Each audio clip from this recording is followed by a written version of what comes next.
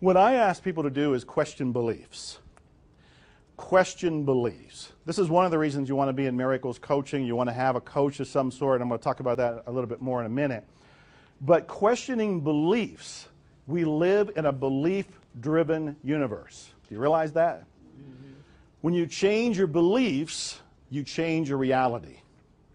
How many here would like to attract money? Yeah, everybody probably should put up their hands. You know one of the reasons that we don't? And I used to block it. Do you know one of the reasons? Yeah, we have this thought in our head. You can all complete the sentence.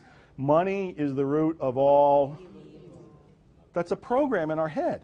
It's not an accurate statement, but it comes from a source we haven't questioned. And if you haven't looked at it like, is that a belief or is that a fact, you can let that run in your unconscious mind as a programming. And that programming will set it up so you don't have much money. It will allow some money. Have you ever noticed that you usually can squeak by? Have you ever noticed that you're able to get just the amount of money you need to pay your bills? I used to think back, how come when I'm in poverty, you know, and I've got this apartment payment and I got this car payment, and I'm struggling, how come I'm able to raise just that amount of money? How come? And not much more. It's because we're allowing ourselves to survive, because that's permissible. We allow ourselves to survive, but we don't allow ourselves to prosper. We don't allow ourselves to thrive. Why not?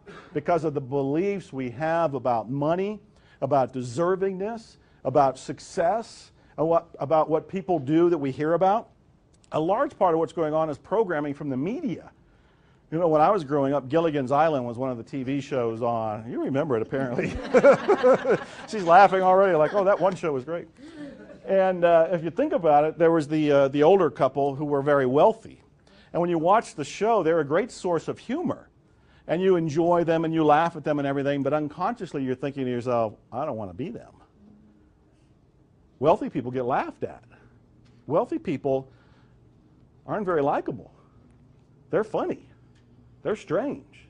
And then you watch some of the movies that are out there. One that comes to mind is Wall Street with Michael Douglas and the famous thing about greed is good.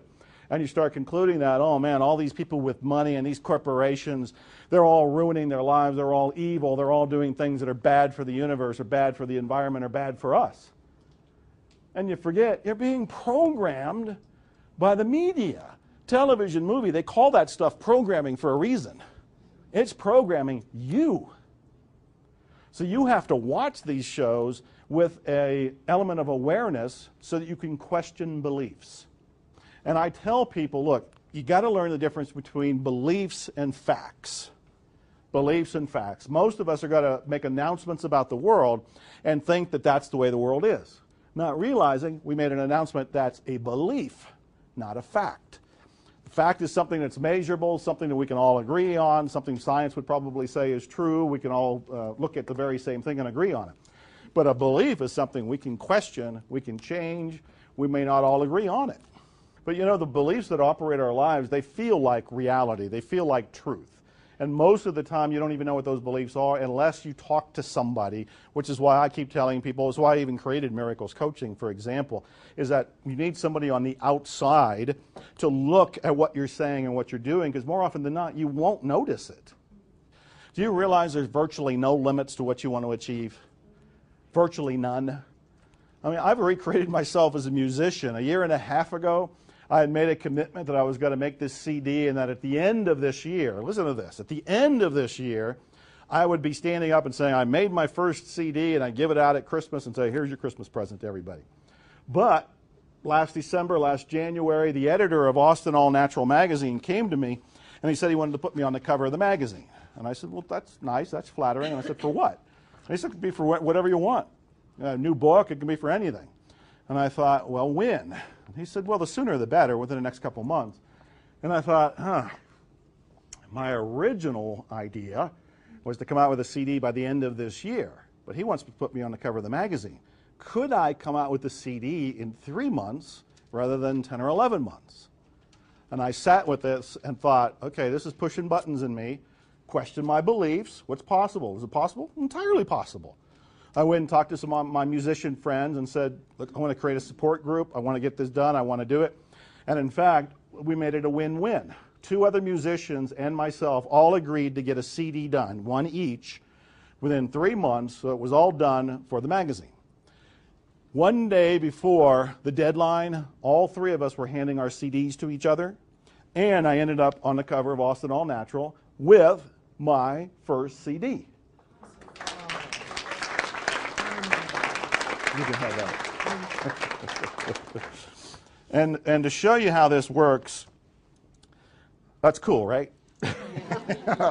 I'm tickled and everything. I'm showing it on different levels for you. It's like I changed one, wouldn't it be cool to have a CD done by the end of the year, to wouldn't it be cool if I actually had it done in 3 months? And wouldn't it be cool if that's why I was on the cover of the magazine? Please relate to all of this. Whatever you're trying to do, we all go through those periods of insecurity, those periods of questioning things, and I'm talking about questioning beliefs here. This is how it works. You know, I'm questioning beliefs. I'm questioning what's possible. I am actually doubting limits. When people say it's not really possible, I go, why not? Why isn't it possible? What can we achieve? What would be better than even what we've already been talking about? And I keep wanting to up the ante because this is how I'm exploring the gusto of life. You know? Is this cool or what? Yeah.